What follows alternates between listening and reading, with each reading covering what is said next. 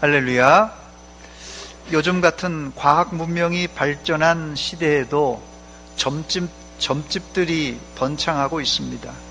청춘 남녀들이 심심풀이로 애정점, 사랑점, 결혼점을 본다고 합니다.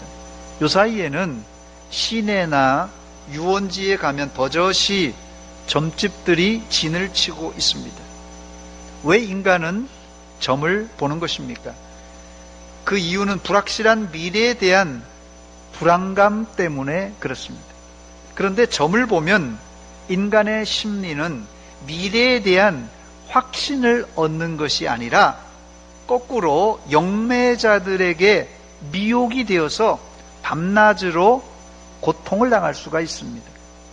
또 그 영향력에서 빠져나오려면 오랜 시간이 걸립니다. 그러므로 이 기독교인들은 재미 삼아서라도 점을 봐서는 안 됩니다.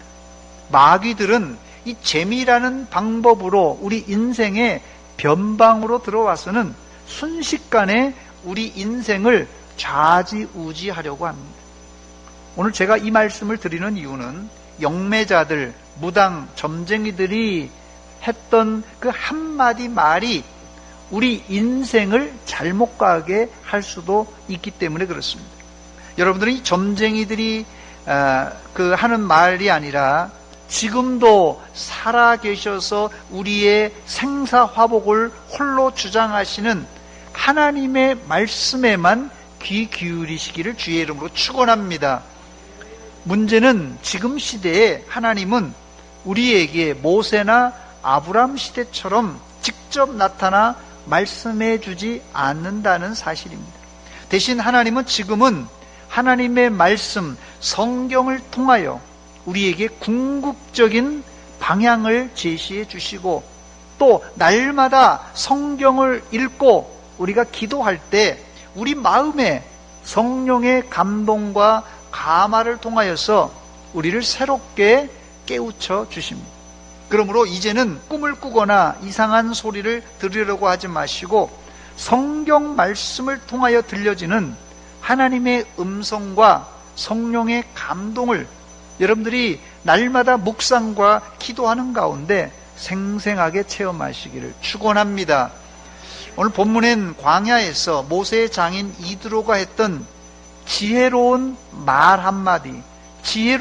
한마디가 모세와 이스라엘 백성에게는 더운 여름에 얼음 냉수와 같은 말씀이었습니다.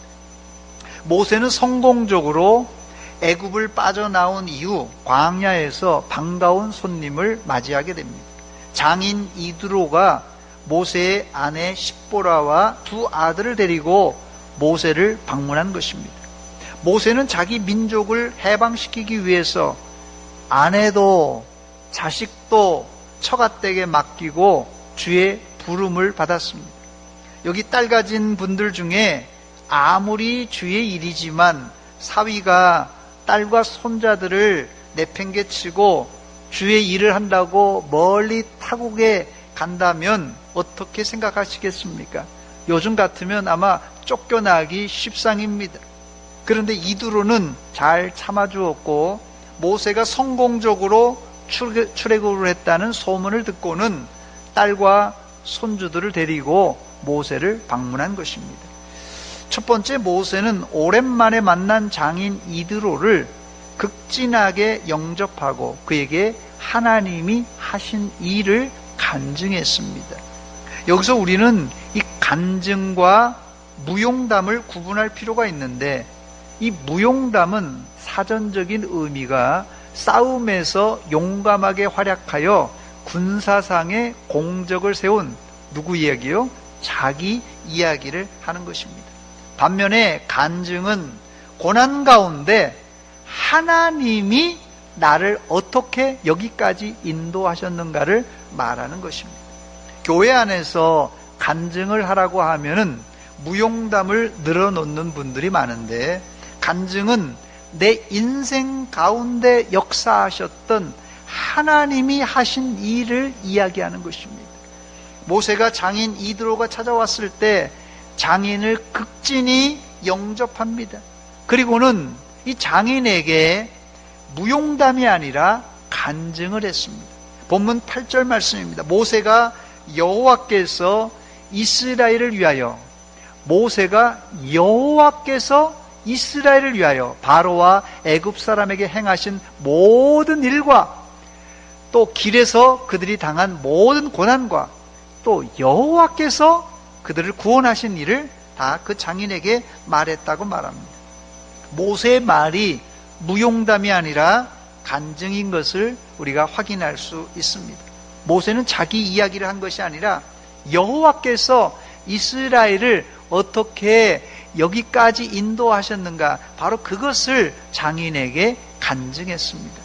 사실 모세는 대단한 무용담을 가지고 있었던 사람입니다.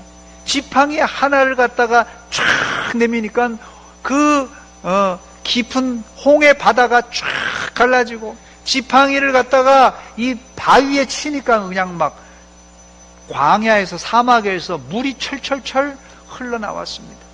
여러분, 모세 얼마나 대단한 무용담입니까? 내가 말이야 지팡이를 들고 내가 이렇게 하니까 할 말 많은 사람입니다. 그러나 모세는 자기 자랑은 다 빼고 하나님이 이스라엘을 어떻게 여기까지 이끄셨는지를 상세하게 간증했습니다. 이때 이 간증을 듣고 장인 이드로는 비록 미디안 제사장이었지만 하나님의 능력 앞에 엎드려서 하나님을 경배합니다. 본문 9절과 10절입니다. 이드로가 여호와께서 이스라엘에게 큰 은혜를 베푸사 애굽 사람의 손에서 구원하심을 기뻐하여 이드로가 이르되 여호와를 찬송하리로다. 너희를 애굽 사람의 손에서와 바로의 손에서 건져내시고 백성을 애굽 사람의 손에서 건지셨도다 그랬습니다.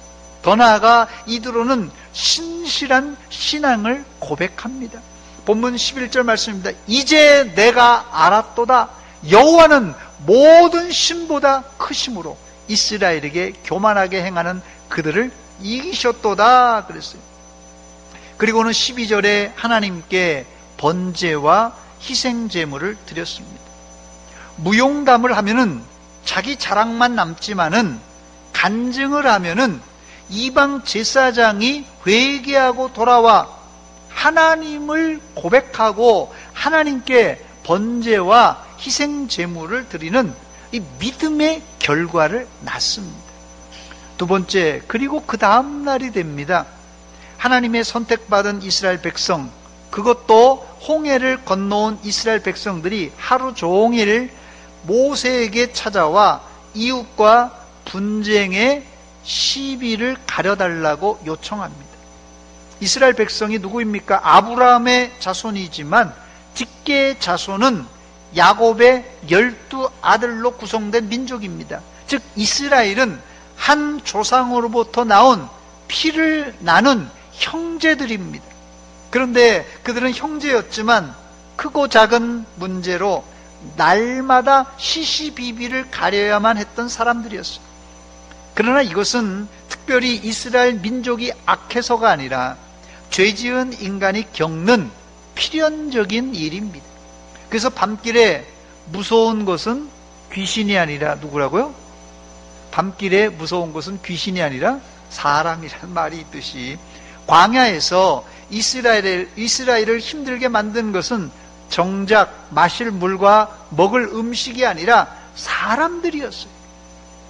빙점을 쓴 이 미우라 아야코 여사가 20대에 폐결핵을 앓고 있다가 남자친구의 소개로 전도를 받고 교회에 가게 됩니다. 일본 교회겠죠. 홋카이도에 있는. 그런데 교회 안에서는 이미 자신이 바람기가 많은 여자로 소문이 나 있었다고 합니다. 이 미우라 아야코가 성격이 외향적이라서 평소 남자친구들이 많았던 것은 사실입니다. 그러나 그렇다고 우리가 생각하는 바람기가 많은 여자는 아니었습니다. 근데 사람들은 눈에 보는 대로 평가하고 교회 처음 등록한 사람 아니에요. 교회 처음 등록한 사람을 바람기 많은 사람이라고 수군수군 거렸어요. 저는 한국 교회만 이런 일이 있는 줄 알았는데 일본 교회에도 이런 일이 있는 것을 발견하고 깨달은 것은 이런 현상은 한국, 일본뿐 아니라 심지어는 서방 교회, 미국, 영국, 세상 어느 교회에도 존재하는 죄 지은 인간의 일상이라는 사실입니다. 그렇습니다. 세상 어디에도 완벽한 교회는 없습니다. 그 이유는 교회는 덜 성화된 사람으로 채워진 공동체이기 때문에 그렇습니다. 교회가 어떤 데라고요? 덜 성화된 성도들로 구성된 공동체입니다. 심지어 성경에 나오는 초대교회도 분쟁과 다툼이 기록되어 있습니다. 역설적으로 지상에 있는 교회는 이런 갈등을 통하여서 좀 더 굳건하게 견고한 교회로 발전한다는 사실입니다. 그러므로 교회 안에서 의견이 다를 때, 표현이 좀 어떨런지 모르지만 잘만 싸운다면 교회라는 조직이 좀 더 발전적으로 나갈 수 있다고 생각합니다. 사실 예루살렘 교회 공동체도 그랬습니다. 그렇다고 일부러 싸울 필요는 없습니다. 일부러 싸울 건 없죠. 또 아무리 좋은 조직에도 부조리는 존재하는 법입니다. 그래서 칼빈 선생은 교회는 날마다 개혁해야 한다는 모토를 제시했습니다. 에클레시아 셈페로 레포르만다, 라틴어인데요. 교회는 날마다 개혁되어야 된다, 그런 뜻입니다. 우리나라 3대 거짓말 범죄가 있는데, 우리나라 3대 거짓말 범죄가 위증죄, 무고죄, 사기죄입니다. 좀 오래된 통계지만 2014년 우리나라 위증죄는 2231건, 무고죄는 3123건, 사기죄는 무려 22만 283건이라고 합니다. 여기서 이 강도나 살인 등 강력 범죄는 포함이 안 된 통계입니다. 그런데 한 해에 위증과 무고와 사기죄가 자그만치 23만 건이 된다고 하니까 이 전체 범죄를 합치면 2배, 3배 이상 되지 않을까 생각이 됩니다. 어찌되었든 출애굽을 한 이스라엘이 애굽에서 빠져나오기는 했지만 광야에서 인간 관계로 인해서 고소 고발이 끊임없이 일어났습니다. 우리가 생각할 때 다 하나님을 믿는 백성들이 왜 싸우나? 다 형제요, 하나님을 믿는 백성들이 왜 싸우나? 이렇게 생각할 수 있지만 어딜 가든지 미꾸라지들이 있지 않습니까? 어딜 가든지 못된 놈들이, 어딜 가든지 또한 긍정적으로는 의견 차이가 있을 수 있다는 것입니다. 결국 모세는 하루 종일 이들을 재판하고 선악을 가려주다가 하루 해를 마칠 수밖에 없었습니다. 여기서 주목해야 될 것은 출애굽이 급했지만은, 이스라엘에게는 제일 급선무가 출애굽이에요. 출애굽이 급했지만은 되먹지 못한 사람들은 아무리 홍해의 기적을 뚫고 출애굽할지라도 광야에서 싸우고 고소 고발하다가 서로 물고 뜯다가 함께 망하는 것이에요. 이것을 어떻게 해야 할 것인가? 심지어 하나님의 종 모세도 어찌할 바를 몰랐습니다. 이때 모세를 방문한 장인 이드로가 한마디를 던지는데, 이 지혜로운 한마디가 이스라엘이 당면한 문제를 깨끗하게 해결하는 실마리가 됩니다. 그렇다면 그 한마디가 무엇입니까? 세 번째, 이스라엘의 조직의 세분화와 권력의 분산화입니다. 이렇게 하라고 했던 것이에요. 본문 13절입니다. 이튿날 모세가 백성을 재판하느라고 앉아있고 백성은 아침부터 저녁까지 모세 곁에 서 있는지라 그랬어요. 이 상황을 지켜보던 장인 이드로는 모세를 막 꾸짖습니다. 꾸짖어요. 본문 17절 18절입니다. 모세의 장인이 그에게 이르되 내가 하는 일이 옳지 못하도다. 막 심하게 꾸짖어서 18절 보니까 너와 함께한 이 백성이 필경 기력이 쇠하리니, 이 재판받다가 볼일다 보는 거예요. 이 일이 내게, 이 모세에게 너무 중하고 모세 혼자 할 수 없다 이렇게 말합니다. 여기 이 17절에 옳지 못하다라는 표현이 나오는데, 이 옳지 못하다라는 표현은 죄를 지어서 잘못했다는 뜻이 아니라, 같은 구문이 창세기 2장 18절에 나오는데, 하나님은 아담을 창조하시고는 아담 혼자 사는 것이 좋지 않았다고 하셨는데, 여기서 말하는 좋지 않다는 표현이 본문에 옳지 못하다는 표현과 원어가 또 똑같습니다. 그래서 로토브란 단어입니다. 로토브. 이 토브란 단어는 좋다, 옳다라는 단어고요. 로가 붙으면 항상 반대예요. 아니란 뜻입니다. 그래서 로토브 하면은 좋지 않다, 옳지 않다, 그런 뜻입니다. 사실 모세가 하루 종일 광야에서 이스라엘을 재판하는 것이 모세 입장에서는 죽을 힘을 다해서 하나님께 충성하는 것이고, 사람들을 위해서는 서비스를 제공하는 것입니다. 그러나 장인 이드로가 보기에는 좋지 않았어요. 로토브입니다. 그래서 이 문장을 문맥에 맞게 표현하자면, 내가 하는 것이 옳지 않다라는 것은 효율적이지 않다, 그런 뜻입니다. 모세는 밥 먹을 겨를도 없이 온종일 수고했지만 결코 칭찬받지 못했습니다. 하나님의 일, 교회의 일도 이런 경우가 종종 있습니다. 우리가 열심히만 하면 되겠지 하고 열심히 하지만 그것이 하나님 보시기에 좋지 않고 교회 공동체 입장에서도 효율적이지 못하는 로토브가 될 수 있다는 말씀입니다. 사실 이 말씀은 교회를 섬기는 지도자들이 귀 기울여 들어야 될 말씀입니다. 특히 목사, 장로, 권사, 집사님들이 잘 들으시기 바랍니다. 내가 우리 교회 안에서 밥 먹을 틈도 없이 열심히 봉사하고 열심히 일했다고 하시는 분들은 잘 들으시기 바랍니다.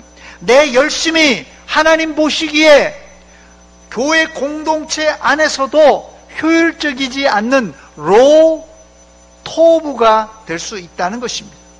그러므로 교회라는 공동체는 날마다 새로워져야 하는데, 교회가 새로워져야 된다는 뜻이 무슨 말입니까? 결국 교회를 섬기는 직분자들이 개혁되고 날마다 새로워져야 된다는 그런 뜻입니다. 감사한 것은 모세는 하나님의 영에 감동된 사람이었고 지혜로운 사람이었어요. 그래서 이 장인 이드로가 딱 한마디 하니까 즉각 자신의 문제를 깨달아 알아채었습니다. 사람이 말이에요, 믿음이 없으면 눈치라도 좀 있어야 될 거 아니에요. 사람이 믿음이 없으면 눈치라도 있어야 되는데 믿음도 없고 눈치도 없으면 이거 어디다가 써먹겠습니까? 본문 19절 20절입니다. 이제 내 말을 들으라. 내가 내게 방침을 가르치리니 하나님이 너와 함께 계실지로다. 너는 하나님 앞에서 그 백성을 위하여 그 사건들을 하나님께 가져오고 그들에게 율례와 법도를 가르쳐서 마땅히 갈 길과 할 일을 그들에게 보이라고 말했습니다. 여기 이드로가 제시한 가장 기초적인 제안은 세 가지입니다. 첫째는 백성을 위한 사건들을 내가 풀려고 하지 말고 하나님 앞에 가져가라, 이렇게 설명합니다. 두 번째 제안은 백성들에게 삶의 원칙, 그 원칙이 뭡니까? 하나님의 율례와 법도를 가르치라는 것이요, 이 일을 통해서. 그래서 시험을 통해서 제일 잘 배웁니다. 평소에 선생님에게도 배우지만 시험을 봐보면 이게 내가 정확하게 실력이 어떤지, 내가 이걸 알고 있는지 모르는지 정확하게 알게 됩니다. 바로 이런 재판 과정을 통하여서 재판 시시비비만 가르칠 것이 아니라 이걸 통해서 어떻게 해요? 율례와 법도를 가르치고 또 평소에도 가르치라는 것입니다. 더 나아가서 여기에 응용된 해법이, 실제적인 해법이 뭡니까? 세 번째로는 적당한 사람을 세워서 재판하라는 겁니다. 본문 21절과 22절에 보니까 너는 또 온 백성 가운데서 능력 있는 사람들, 곧 하나님을 두려워하여 진실하며 불의한 이익을 미워하는 자를 살펴서 백성 위에 세워 1000부장과 100부장과 50부장과 10부장을 삼아 그들이 때를 따라 백성을 재판하게 하라. 큰 일은 모두 내게 가져갈 것이요 작은 일은 모두 그들이 스스로 재판할 것이다 그랬어요. 그렇게 하면 이 모세가 훨씬 일이 쉬워질 것이라는 것이에요.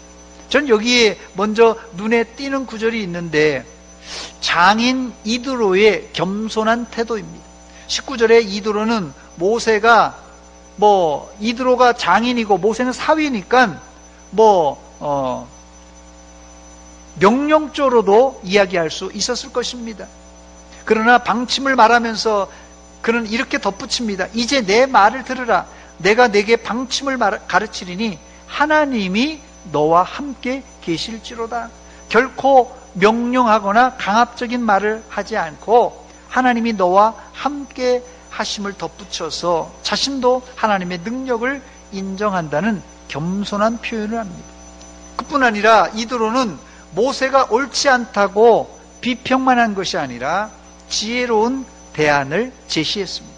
저는 이것이 비평자의 좋은 모습이라고 생각하는데 공동체 안에 대안 없는 비평은 되도록 하지 않아야 된다고 생각합니다. 대안 없는 비평은 이 대안을 가진 사람에게 상처를 안기고 조직에게는 생산적이지 못한 이 불신과 분열만 조장합니다. 그러나 이드로의 비평은 대안을 가진 이 생산적인 비평이었습니다. 사실 이드로가 말한 이스라엘의 조직의 세분화와 권력의 분산화, 분권화는 지금까지도 사용되는 이 행정 재판의 원리입니다. 어쩜 모세도 자존심이 있어서 장인이 이런 말을 했지만 내가 이스라엘 민족의 지도자인데 노인네가 이런 충고를 하고 있는가 핀잔을 줄 수도 있었을 것입니다. 당시 모세는 그만큼 막강한 힘을 가지고 있었던 사람입니다.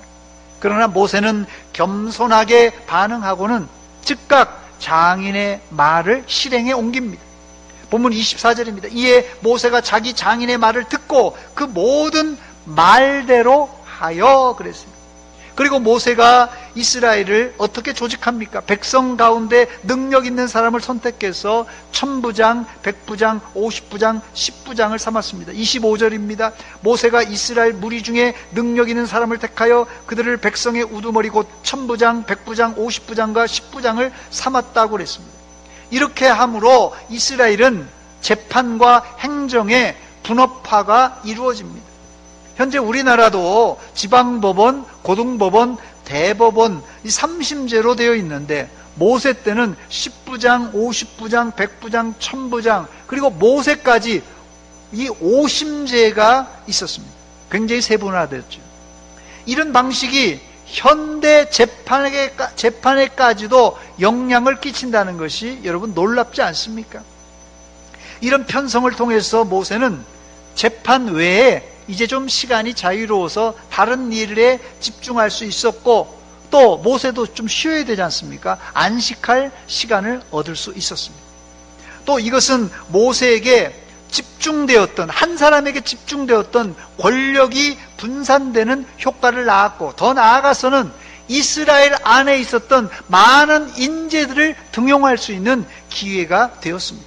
바로 이런 체제 개편은 이스라엘이 40년 광야 기간을 넘어서 가나안 땅에 들어가서도 통용되었던 국가 체제의 이 시스템을 마련한 것입니다. 네 번째, 그렇다면 왜 모세는 장인 이드로가 지적하기까지 이런 미련한 행동을 계속하고 있었던 것입니까? 여러분이 알듯이 모세는 머리가 명석하고 애굽의 최고 학문을 배웠던 사람입니다. 그런데 이렇게 똑똑한 사람도 근시안적인 방법으로 문제를 들여다보았을 때 거기에 빠지고 말았어요. 근시안적으로 문제를 들여다보았기 때문에 모세도 함정에 빠지고 말았습니다. 이런 함정은 누구나 빠질 수 있습니다. 모세도 하물며 빠졌는데요. 우리는 지금 이스라엘이 어떻게 광야 40년을 걸어왔는가를 복기하고 있는데요. 오늘 저는 여러분들과 함께 우리의 현실을 한번 들여다보기를 원합니다. 우리가 지금 이 코로나19라는 전염병과의 싸움을 치르고 있는데, 사실 눈에 안 보이는 전염병과의 전쟁을 맞닥뜨려 있는 우리에게는 사실 이게 한치 앞이 안 보입니다. 내일 내가 감염될지, 내일 우리 교회에 또 감염자가 나올지, 이거 한치 앞을 볼 수 없는 현실입니다. 그래서 많은 사람들이 그런 코로나에 걸릴까 염려에 빠져 있고, 또 주변에 나하고 친한 사람도 가까이 오면 혹시 저 사람이 확진자가 아닌가 피하려고 하고 무의식적으로 반응을 합니다. 그러나 우리의 시야를 좀 넓게 보면 이 바이러스는 국민 대다수에게 항체가 생기기 전까지는 계속 감염이 일어날 것입니다. 이게 전문가의 의견이에요. 이런 상황이라면 소극적으로는 지금 여러분들이 끼고 있는 마스크를 열심히 끼고 또 손 소독도 열심히 해야 될 것입니다. 이게 소극적인 방법이라면 적극적으로는 우리의 면역력을 올려서 바이러스가 침투해도 이길 수 있는 건강을 유지해야만 합니다. 즉, 이 코로나19 바이러스를 이기고 나면 정말 별거 아니지만 아직 코로나가 언제 우리 몸에 침투할지 모르니까 두려워 떠는 것입니다. 벌써 상반기가 지나고 하반기에 들어섰는데 더운 여름철에 매일같이 마스크를 쓰는 것이 얼마나 고역입니까? 그런데 우리가 생각을 바꿔서 남자들은 군대 3년 갔다 왔지 않습니까? 여자들은 그 혹독한 시집살이도 잘 견뎠지 않습니까? 그러니 코로나19 바이러스가 1년, 내년까지 하면 2년 창궐할지라도 이 정도 우리가 못 견디겠습니까? 제가 희망적인 말씀을 드리고자 한다면 우리는 이미 코로나19가 됐던 코로나 190이 됐던 종식될 것을 알고 있습니다. 아멘입니까? 우리는 이미 코로나19가 종식될 것을 알고 있습니다. 이게 거시적인 시가예요. 물론 시기가 다른 전염병보다 길다는 것이 문제지만 그래도 저는 조금만 더 기다리면 코로나19가 종식될 날이 온다고 믿습니다. 본문하고는 약간 다른 개념이지만 모세처럼 똑똑한 사람도 당장 현실의 시시비비를 가려야 할 문제가 발생하니까 거기에 매여서 꼼짝달싹 못하고 말았는데, 우리도 코로나19 바이러스에 매이고 묶여있다 보면 한치 앞도 못 보고 근시안적인 시각에서 두려워만 할 수밖에 없습니다.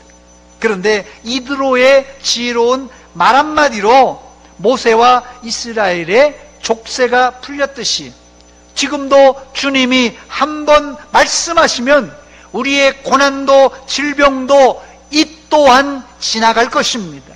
여기 인생 경험이 풍부한 어른들 여기 많이 계신데, 우리 장로님들, 권사님들 인생 경험이 풍부한 어른들이 많이 계신데 지나간 과거 어려웠던 데를 한번 복기해 보시기 바랍니다. 지금 코로나19가 힘들어도 과거에 했던 고난을 생각하면 얼마든지 이길 수 있고 이 또한 지나갈 것입니다. 사랑하는 여러분, 오늘 여러분 인생 가운데 시시비비를 가려야 할 문제가 있습니까? 내 생각, 내 방식으로 하지 마시고 말씀과 기도 가운데 역사하시는 성령의 음성을 들으시기 바랍니다. 성경에서 보았듯이 38년 동안 병에 매여 있었던 베데스다 연못의 병자도 예수님께서 한마디 하셨어요. 일어나 내 상을 들고 걸어가라. 일어나 내 자리를 들고 걸어가라. 이 한마디 하셨는데 38년 동안 묶여있던 질병이 한순간에 치료받았습니다. 심지어 죽은 나사로도 죽은 지 나흘이 되어서 썩은 냄새가 났지만 예수님께서 나사로의 무덤 앞에서 한마디 했어요. 나사로야 나오라 한마디 했을 때 나사로가 살아났습니다. 코로나 시대에 지금 우리에게 절실히 필요한 것은 유튜브나 인터넷에 돌아다니는 여러 가지 정보가 아니라 예수님의 말씀, 성령의 음성 한마디입니다.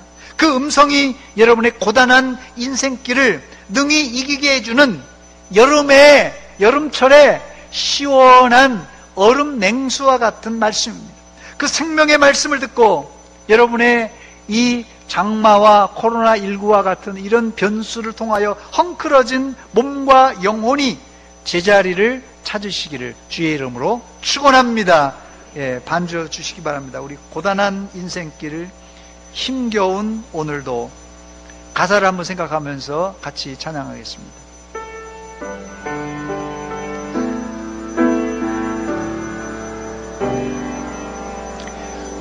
고단한 인생길 힘겨운 오늘도 예수 내 마음 아시네. 예수 내 마음 아시네. 지나간 아픔도 마주할 세상도 예수 내 마음 아시네. 예수 내 마음 아시네. 고단한 인생길 다시 한번 부릅니다. 고단한 인생길 힘겨운 오늘도 예수 내 마음 아시네. 지나간 아픔도 마주할 세상도 예수 내 마음 아시네. 믿음의 눈 들어 주를 보니 이 또한 지나가리라. 이 또한 지나가리라. 주어진 내 삶에 시간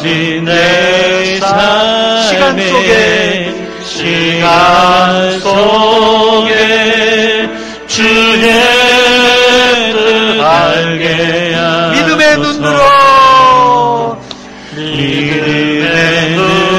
들어 주님만 보시기 바랍니다. 이 또한 지나가리라. 이 또한 지나가리라.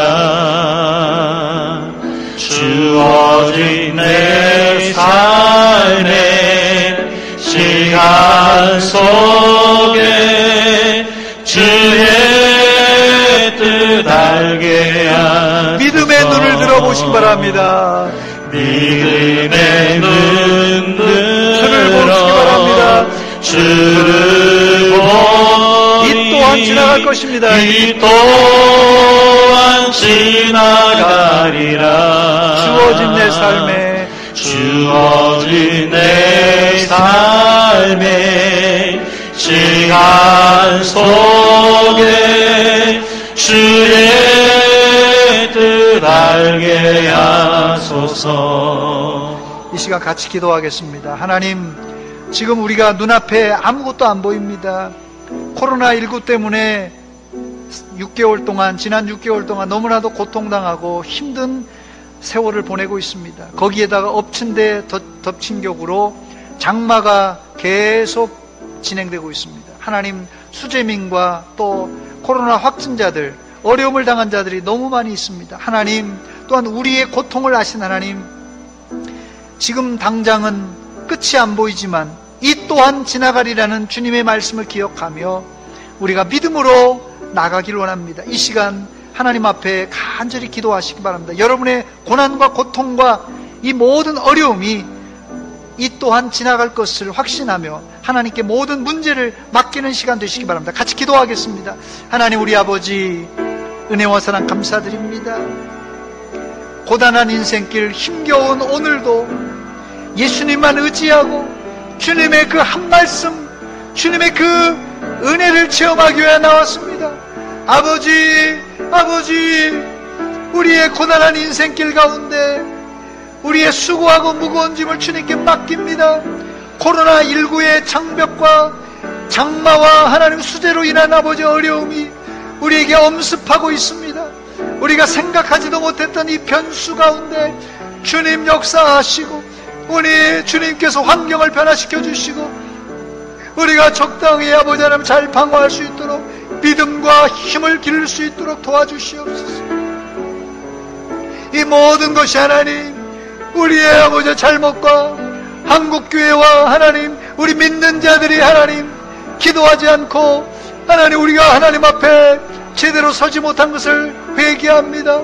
하나님 불쌍히 여겨주시고 긍휼을 베풀어 주시옵소서. 모든 것이 하나님의 은혜 가운데 지나가게 해 주시옵소서. 하나님 우리 아버지 은혜와 사랑 감사드립니다. 하나님 지나간 6개월 동안 코로나19로 힘들어하고 있는데 이렇게 기나긴 장마로 인해서 수재와 하나님 여러 가지 사건 사고가 발생했습니다. 우리의 형편과 처지를 아신 하나님 수고한 모든 무거운 짐을 하나님께 맡기오니 이 시간 모든 수고한 짐을 해결하여 주시옵소서. 하나님 안에서 주님 안에서 이 모든 것이 이 또한 지나갈 것을 확신하며 기도합니다. 우리가 인내하며 기다리며 하나님의 은혜를 기다리며 승리하게 하여 주시옵소서. 예수님의 이름으로 기도하옵나이다. 아멘.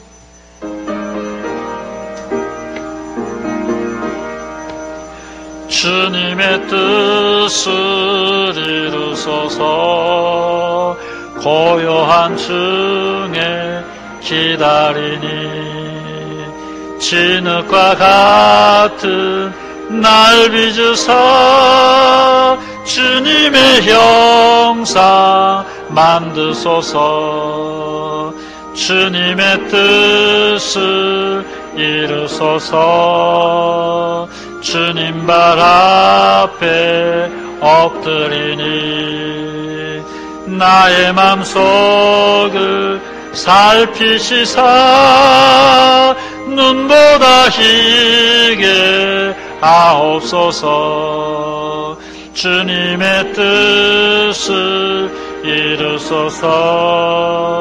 병들어 몸이 피곤할 때 권능의 손을 내게 펴사 강건케 하여 주옵소서.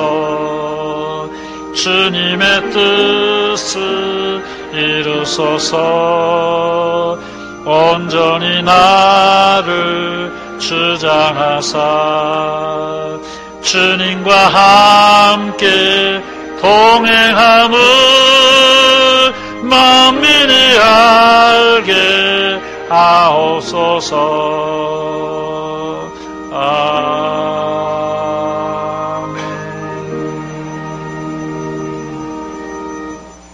건축원금 김기영 집사님, 길기자 권사님 드립니다.